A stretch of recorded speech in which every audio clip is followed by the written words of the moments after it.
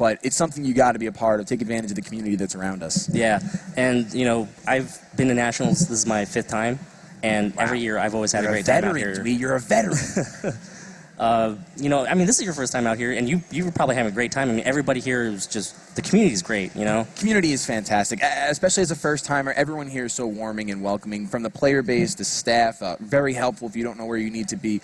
It's just such an awesome experience that I'm super grateful to be here, and that's why I want everyone to come. I just want everyone to be as happy as I am. Like, I woke up this morning, and normally you wake up and you're like, oh man, I want to stay in bed, and I was like, I gotta get out of bed. I gotta get down to the center. This is awesome.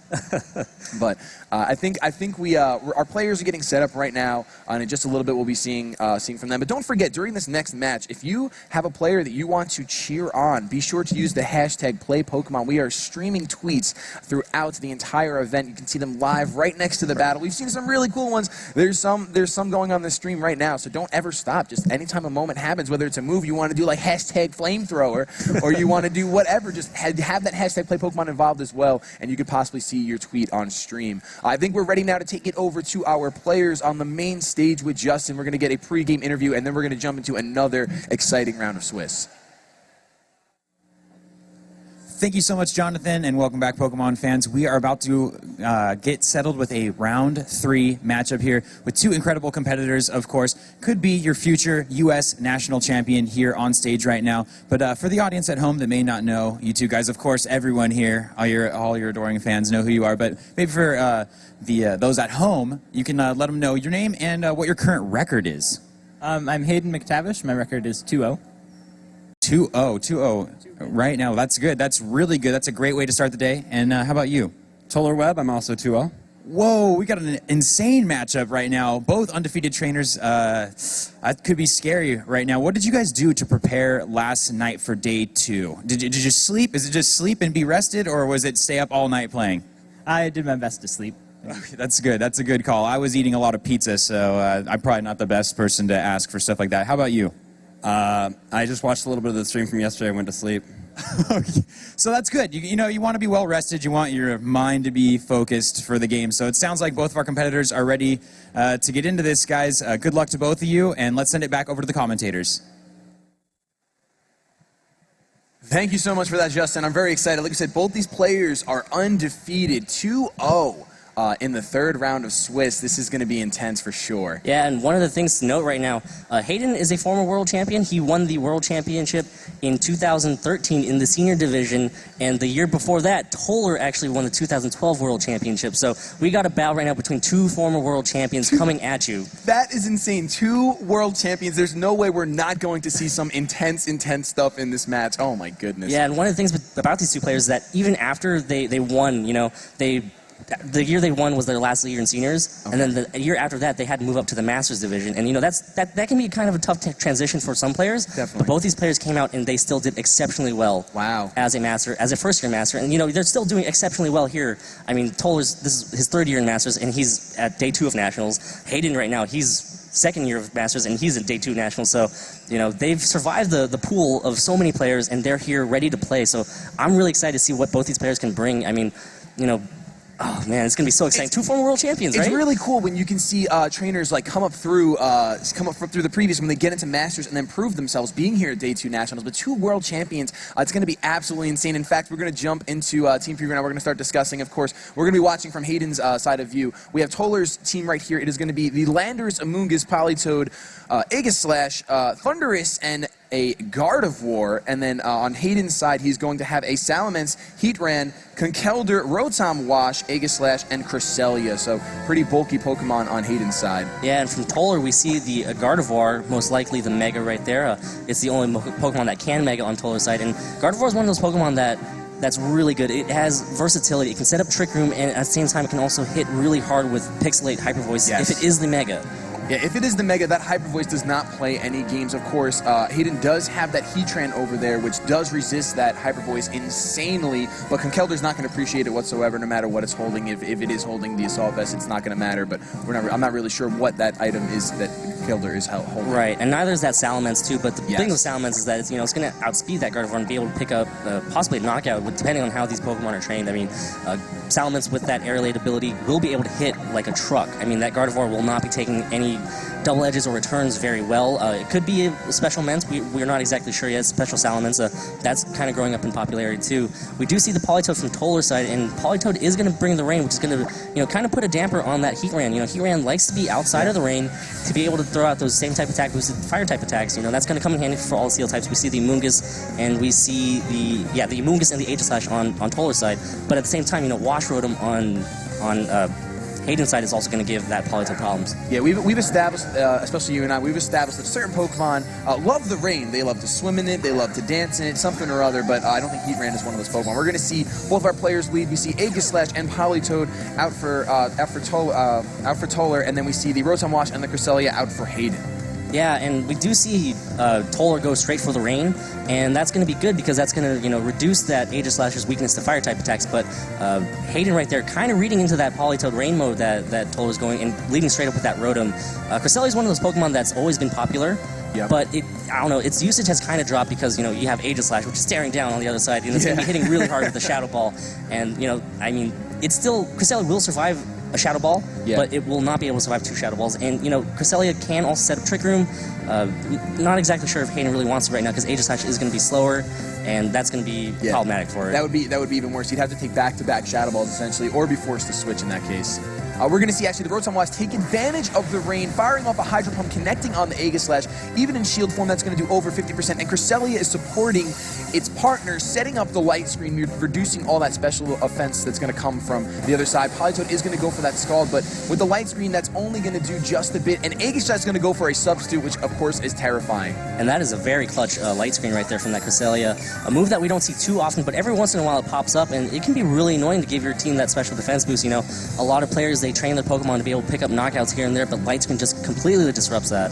Definitely. When you train your team and you build it to knock out certain Pokemon, and then all of a sudden the Pokemon has the ability to stop those knockouts that you're depending on so much to win a game, it's super disruptive. Yeah, and we do see the Substitute from Aegislash. Hiding behind a Substitute is going to be good, but the amount of damage it's going to be doing to that Cresselia is not going to be as much as it wants to. I mean, behind that Light Screen, I'd say that Aegislash has to go for 3 Shadow Balls right now to be able to pick up that knockout on Cresselia. Yeah, it's definitely tough. Like you said before, Cresselia is one of those Pokemon that, although it's dropped in popularity, it's one of those Pokemon that's reliable. When you bring it and it'll do what it has to do. It'll survive. It has access to recovery. It has access to support moves. It has access to helping hand. One of my favorite moves to see in VGC. I just love the image of a handless Pokemon clapping. It's fantastic. We're going to see the Aegislash go for the King's Shield behind that Substitute, just kind of making sure that it's not going to get taken down. The Hydro Pump does get blocked by that King's Shield, and a Psychic from Cresselia is going to go into the Politoed. We're going to see it do around 40%, around 35%, and another Scald is going to get fired off into Cresselia. Are we going to see a burn on the second Scald? We are going to see a burn on the second Scald. That is residual damage. That is going to be huge to be able to chip away that Cresselia. I mean, one of the things with Cresselia is that, if it's a support Cresselia, it might not be doing too much on the offensive end, but it's still there, It's still out there on the field supporting its team, either going for your favorite move, helping hand, setting up Light Screens once the Light Screens fade away, but we see exactly how much Toler really wants to get that burn on Cresselia to slowly chip away at it. Right now in the rain, Cresselia does have access to Moonlight, but in the rain, Moonlight might not be, it won't be healing too much. I mean, if Cresselia even has Moonlight in the first place. Interesting thing to note that Rotom is still Hydro Pumping that Aegislash slot.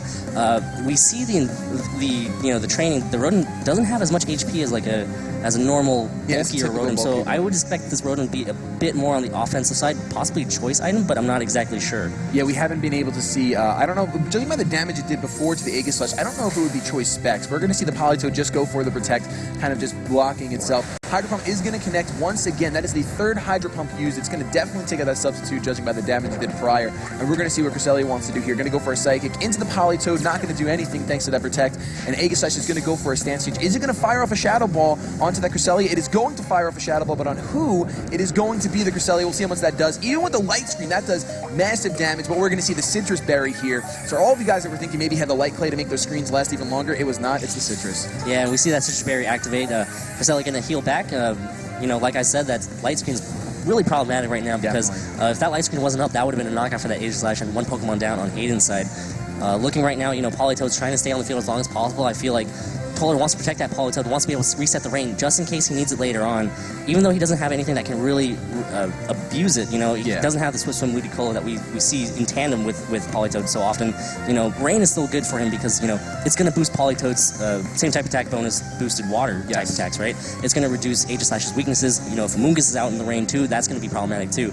And right now, that Wash Rotom is still out on the field, and Wash Rotom does not enjoy facing off against Mungus at all. Absolutely. We're going to see that Hydro Pump connect for the third time this game, fourth time it's been used. Onto the Politoed, not doing too much because it's resisted. A Psychic, though, is going to follow suit onto that Politoed slot. Is it going to pick up the KO? Just barely misses it. And a Scald is going to come through from the Politoed onto the Wash Rotom, doing almost 50% to that. It's a crit, that's why. And we don't see a burn on that Scald, though, and a Shadow Ball here onto the Rotom, doubling up, trying to knock it out. Not going to pick up that knockout, but we do see a special D-drop at this point, though. Rotom's so low that it's a little irrelevant. Right, and we do see Rotom go for the light screen, man. Yeah, that light screen, right? That light screen is still around. We do see Rotom go for that Hydro Pump into the Politoed. That's going to confirm that it's probably choice or expecting a switch right there. Otherwise, why not just Thunderbolt that slot, right? Otherwise, I would pick up the knockout. We do see that Aegislash did not King Shield. I believe that's why Hayden decided to double up into that Politoed slot. He was expecting the King Shield. Didn't want to waste any attacks here, and just went straight for the Politoed. Politoed did protect in the last turn too, so Politoed, its chance of protecting this turn weren't as high of succeeding. Definitely. It was discussed yesterday when Aegislash is on the field, there's just so many mind games that happen. Is he going to King Shield? Is he not going to King Shield? Do I really want to waste my attacks? Especially when you only have so many Hydro Pumps, trying to take advantage of the rain and firing them off and connecting with as many as possible. Even if it is on a Politoed, it's still a really strong attack. In fact, we're going to see that Politoed switch out right now into the Gardevoir. So Gardevoir hard switching in, potentially taking a Hydro Pump here, which would be really, really bad for the Gardevoir. Stance Siege is going to come through, and Aegislash is going to put its guard up, making sure it's not going to take any damage this turn. It's going to be really interesting to see if this the Rotom stayed in, and we pretty much confirmed that it is choice. So the Hydro Pump is going to miss. Oh, it's going to be protected from the Aegislash, and the Psychic is going to come through on that Gardevoir, not doing too much damage because it is resisted. That was a really safe switch right there from Toler's side. And like I said, he is preserving the rain because the rain did stop just recently. So he's going to want that Politoed to be able to come back in, reset the rain, and have 5 more turns of it. So a good switch right there, perfect switch right there from Toler, because he took the Psychic really well. He protected with that Aegislash, minimized the amount of damage that he was going to take that turn, and he still has that Politoed around in the back to reset the rain if he really wants to. Absolutely. Had the Hydro Pump gone into the other slot, it would have been very, very bad. But fortunately, Toler made the right call on that and making the perfect switch at that moment. We're going to see Cresselia is not going to be able to live another turn of burn if it doesn't pack the Moonlight and go for it now. Something I want to note, the light screen is gone, so Mega Gardevoir's Hyper Voice is going to... both these Pokemon, they have a combined amount of 15 HP, so I think the Gardevoir could sneeze instead of going for Hyper Voice, and it would knock out these two Pokemon. But we're going to see that Mega Evolution regardless in that beautiful, beautiful black dress that it likes to sport. It's one of my favorite Pokemon, dude. I'm just in love with this game. We're going to see Crest go for the Helping Hand with the Choice Rotom, which I think at this point we know that it's Choice Scarf because it wasn't doing too much damage. But a Hydro Pump is going to connect on that Aegislash because of the Helping Hand. It looks like it's going to pick up that knockout. That's definitely unfortunate for Toler, but that's what you get when you clap with your... I don't know where Cresselia's hands are, but both these Pokemon, we're going to get a double knockout on Hayden's side of the field. So not a terrible turn for Toler being able to pick up 2 KOs. Yeah, and... without that Helping Hand from that Cresselia, that Rotom would not have picked up that knockout on that Aegislash at all. It's no longer in the rain, it's no longer boosted by that rain, but that Helping Hand, pretty much substituted for that rain boost that, it gets in the rain. Absolutely, just it doubled the attack the same way that the rain would have. So we're going to see the Aegislash and the Heatran come out. So the Thundurus is going to come out on Toler's side. Had he brought in that Politoed, it would have been really nice because now that Heatran's on the field, it's like, doesn't like the rain. Yeah, and these are 2 Pokemon that Gardevoir does not enjoy facing off against. Aegislash is going to resist the Hyper Voice. Heatran's also going to resist the Hyper Voice too. And, Aegislash can hit back at Gardevoir with, Flash Cannon or Shadow Ball, whatever it wants to really do. In this case, since Thundurus and Politoed are still around, I would not be surprised to see Hayden continue to just click Shadow Ball. There's no point in Flash Canning right now because, that's going to be resisted by Thundurus and Politoed, while it's going to hit Gardevoir super effectively still. Yeah, there's no reason to risk a switch in of a resisted move at that point when you know you can hit everything for either neutral damage or get that super effective damage that you're wanting to get. Yeah, and Heatran, it quadruple resists that Hyper Voice, so Thunderous right now going to have to do some work here to, kind of put that Politoed in position to be able to pick up some knockouts. Definitely. We're going to see the Gardevoir go for the Protect here, not wanting to take any super effective damage because Hayden has all of that. Thunderous is going to go for the taunt on the Aegislash, preventing it from doing anything but attacking. We're going to see a Heat Wave come through from the Heatran over here. It's going to connect on the Thunderous, going to do a good amount of damage, 40-45% just about. Aegislash is going to stance change, and let's see who Aegislash is going to target down. It is going to Shadow Ball the Thunderous slot. That is huge. I'm pretty sure that's just barely going to miss picking up the knockout. We're going to see Thunderous pop that Citrus. That is such a good read right there from Hayden. I mean, to kind of analyze the situation and be like, Gardevoir is not going to want to do anything right here.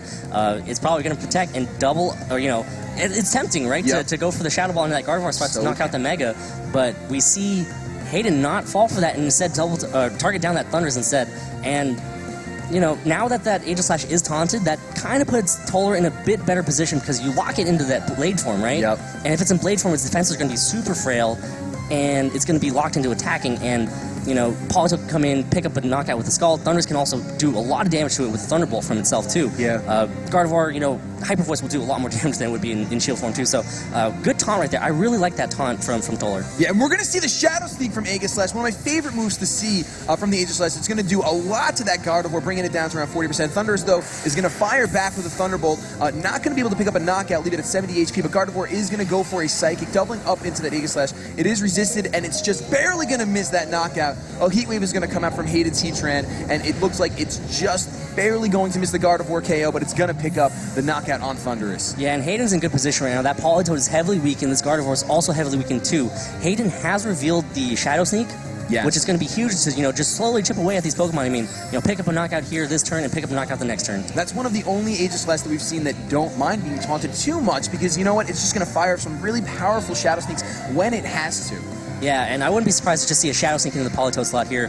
Politoed is a bigger threat than that Gardevoir is. Gardevoir we've seen Psychic, we've seen Hyper Voice. Heatran does not mind taking those moves at all. Nope. So would not be surprised to see a Shadow Sneak into the Politoed slot possibly. But, there you see it. We see the Shadow Sneak right into the Politoed, and it's gonna pick up the KO. Obviously, Aegislash with the Sky High attack, and getting the same type attack bonus from the Shadow Sneak is always nice. A Hyper Voice is gonna come through from the Gardevoir. It's gonna pick up the knockout on Aegislash, but Heatran's going to be able to fire back with whatever it feels like firing back with. I think Hayden's just in a really good position here. We're going to see Heat Wave in the rain, but it's going to pick up the knockout, and that's going to be the first game in Hayden's favor. Yeah, an interesting thing to note here, Hayden did not bring a Mega. Hayden did not bring a Mega, and I wanted to say that it stinks because, I should say it stinks for Toler because, you build your team, Mega Pokemon is usually pretty important, it's one of your more powerful Pokemon, but then Mega Gardevoir has such a hard time in that matchup against the Aegislash, against the Heatran. It's just such a tough time when you pride yourself on this Pokemon, and then you see that matchup and you're just like, come on, man! Right. And, Salamence could play a pretty important role right here. I mean, the only thing I see it possibly getting set back by is going to be that Landorus and the Thunderous on Toler's side. But, it's going to be, the Aegislash too, but, being able to get so much damage on that Gardevoir really fast is going to be, a huge amount of momentum. But, I mean, Hayden won that game. Hayden won that game. So he probably knows the better adjustment that he has to make. Yeah, I think that he went for a more defensive matchup. I think he knew that the Mega Gardevoir was going to come. It's the only Mega Pokemon, like you stated before, on Toler's team, like the only possible Mega, I should say. And he just prepared for that. Yeah. He said, you know what, I'm going to play defensive the first game. The first game I think it's always cool to kind of play a little bit more defensive because you get that information. Pokemon is a game about gaining information. Yeah. So if you can take that first game, play it slow, try to find out items, moves, etc. I mean, we are in Day 2 Swiss, so there's a little bit more information that was presented yesterday. Absolutely. But still, when you're in the moment and in that game, you still want to take game one. And if you can get the win, like Hayden did, that's awesome. But he was also able to get as much information as possible. Right. And one thing to note, Toler's going to be a bit more careful about bringing all sorts of special attackers. If you look at Toler's team, Politoed, Aegislash, even Amoonguss, Gardevoir, and Thunderous, they're all special attackers. Yeah. And we saw the light screen coming in from that Cresselia, so Hayden made a very good call right there to, turn one, set up that light screen.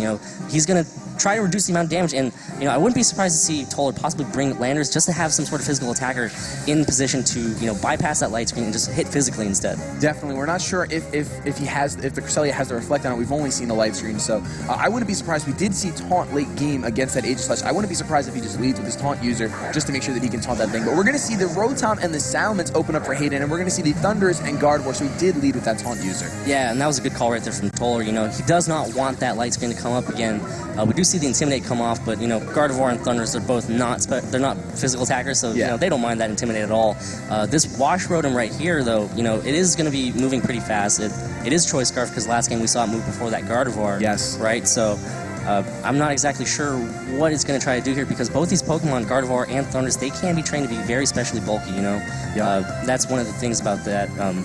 If there's a lot of Intimidate in the metagame in the format right now, a lot of players are going to switch to using special attackers to bypass those Intimidates. And, it's kind of this dynamic thing where once you see a lot of special attackers, you start training in special bulk, right? Yes. It's cool because Pokemon's not like a mold. Like, you don't just have one team and bring it as often as you can. You have to kind of change and evolve with the current metagame, what players are bringing and what they're using, and follow suit in that regard if you see a lot of Intimidate. We're going to see the Mega Salamence come out for Hayden, and then we're going to see, of course, the Mega Gardevoir come out for Toler. Now, I mean, Gardevoir has a great type of matchup here. It's got the very super effective Hyper Voice that'll hit that Salamence if it can manage to hit that Salamence. We know that Rotom is going to outspeed it, though. Salamence is going to go for Protect, and we're going to see what that Rotom is going to do because I believe it is the fastest Pokemon in the field. Gardevoir's going to protect as well. So Gardevoir putting its guard up, making Gardevoir's guard. Thunder Wave is going to come through, but Salamence does protect itself. And Rotom's going to go for the Volt Switch on the Thunderous slot, getting out of there. That is beautiful switch initiative. Since we're pretty confirmed that Rotom is definitely Choice Scarfed at this point, it's cool to see Volt Switch. It's just a great move to get in, get out, do some damage, and bring in something that likes the situation a bit more. It's a momentum swing, right? Definitely. And right now, Hayden's seen what Gardevoir and Thunders are trying to do. You see the Gardevoir protect, we see the Thunders go for Thunder Waves. Hayden now can switch in whatever he thinks can best combat that, right? Yes. Looking at his team right now, you have that Cresselia, which would be a pretty good switch right now, I think, if he does have it in the bag. Heatran would also be a pretty good switch, too. Aegis Slash can come in and hit pretty hard. So he has a lot of options right now, and that's one thing that you always want to see in these battles. You want options to be able to do things. You don't want to be locked into making a bad move. You don't want to be backed into a corner, and that's one of the things that Volt Switch really allows you to do. It could also help you bypass Intimidate if the timing's right. Definitely. We're going to see the Aegis Slash does come in for Hayden, so just a Pokemon that just enjoys being on the field right now because of its sky-high defenses while in shield form. Yeah, and that was a very smart play right there from Toler to Thunder Wave into that Salamence slot. Unfortunate that Hayden read that Thunder Wave coming and decided to protect that Salamence that turn. Getting a paralyzed Salamence out on the field, that's going to be a lot less intimidating, and that's going to allow Gardevoir to be able to outspeed that Salamence and possibly pick up the knockout with that Hyper Voice. Definitely. It's going to be interesting to see now because the Thunder Wave is going to be on Hayden's mind. And he just put that Rotom Wash in the back, which of course is immune to Thunder Wave. So are we going to see that switch in for the Salamence? We're going to have to find out in just a little bit. Salamence is going to come back. Are we going to see that Rotom Wash? We are going to see Rotom come in, kind of predicting that Thunder Wave. We'll see if Toler read that. Instead, Toler goes for the Thunderbolt on the Salamence slot. So guaranteeing some damage, doing over 50% to that Rotom. That is huge on a Choice Scarf Pokemon. And a Psychic doubling up into it. It's going to pick up the knockout. No more fast washing machines on the field, that's for sure. We're going to see, though, did that come at a cost? I believe it did because the Aegis Slash is going to go ahead, change its form, and fire off a Shadow Ball into the Gardevoir slot, and that is going to do a sizable amount of damage. But Gardevoir, that dress is just plated with like steel defenses, so it's just it's thick. It's like special armor, so it not gonna pick up the KO there. Yeah, and that was a very good read right there from Toler to double up into that Wash Rotom slot. Hayden probably thought, why not? He has to Thunder Wave that Salamence slot. He has to paralyze that Salamence in order for Gardevoir to even have a chance to come in and pick up the knockout. Yeah. But Hayden just switched in, and Toler was like, I'm not having any of that. I can see that you still have that Wash Rotom in the bag. Right? Yeah. He knows that Wash Rotom is going to come in, and instead goes for the Thunderbolt, goes for the Psychic, picks up the knockout on a less bulky Rotom. Definitely. So, that's one of the causes of going for that Choice Scarf Rotom. It's really important for trainers to be able to recognize that in the middle of the match. You can see that the Rotom is offensive in its choice, so it's not going to be bulky, it's not going to be it's not going to be defensively trained, so you're going to want to take advantage of that and double up into it on a predicted switch like that. So beautifully played turn by Toler for sure, and the Heatran does come out for Hayden, which is a little bit of a problem for him. Yeah, and again, these are two Pokemon that Gardevoir does not enjoy facing off against. Thunderous, could taunt the Aegis Slash, so Hayden might be a bit more careful about, King shielding here, because Yeah. Taunt will still bypass that King shield, and that's going to lock Aegislash no attacking again. We saw it do a good amount of damage to that Gardevoir. A lot of players are opting for the more offensive Life Orb variant, but this is not that variant, so if it had the Life Orb, it could have done a lot more damage. Not exactly sure how this Aegislash is trained, so we're just going to have to see, and Toler decides to switch out that Gardevoir. Yeah, we're going to see Gardevoir go back to Toler's Pokemon, and Politoed's going to come out to the field here, going to set up that rain because Heatran, he doesn't want any spread heat waves coming on and hitting both Pokemon. Now Politoed will resist it, and of course the rain is going to make that damage even less. So Thunder Wave is going to come through and actually paralyze the Aegislash from that Thundurus. We're going to see that he did not go for the King Shield, so he's still in offensive mode. He's going to try to fire off an attack after this Heat Wave.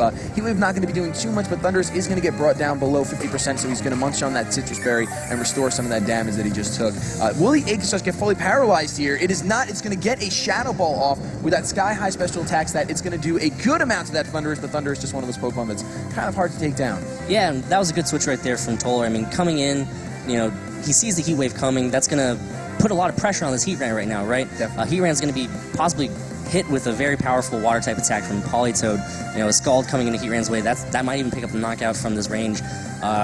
We do see Aegislash not King Shield right there. That's a good call right there from Hayden because it's a prediction game, right? You don't want to King Shield at the wrong time. You don't want to King Shield and be taunted because then you literally are just wide open for an attack. But at this point, we do see that he didn't see the taunt last time, so he's going to go for the King Shield, and it does pay off for him. He's going to be protected. Another Thunder Wave is going to come through, though, which is going to paralyze that Heatran, both slowing it down and potentially getting some full paralysis here. Secondary Heatran does get fully paralyzed, that secondary effect coming through, and an Ice Beam kind of predicting that Salamence switch in, but does not come to fruition. Yeah, and you could have scalded right there to be safe, but wants to get that Salamence on the switch because Salamence is still a problematic Pokemon for Toler. Definitely.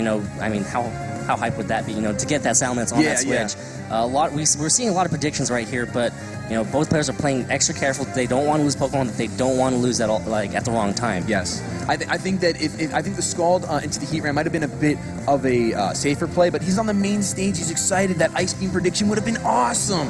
But a Scald, of course, even if the Salamence came in on that slot, a burn could have happened, and that would have been awesome. But we're going to see a Thunderbolt go into the Aegislash slot, as well as a Scald going to the Heatran, just barely missing the knockout, leaving it at 36 HP. We're going to see an overheat from that Heatran, dishing out a good amount of damage to the Thundurus. In the rain, though, it is still going to be able to pick up that knockout. Oh my goodness. Heatran's special attack does drop, though, by 2 stages, so it's not going to be putting out much pressure unless it switches out now. Aegislash is going to change stances, but will it get its attack off?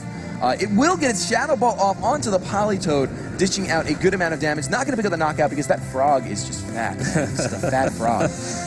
Yeah, and we do see Hayden target down that Thundurus. He knows that he does not want to get Salamence paralyzed, and Thunduruses do carry Ice-type hidden powers to pick up knockouts on the Salamence. So good identification right there from Hayden to see who the bigger threat is. Politoed is going to be a threat, but at this range, a double edge or return or a really strong attack from that Salamence could pick up a knockout on Politoed.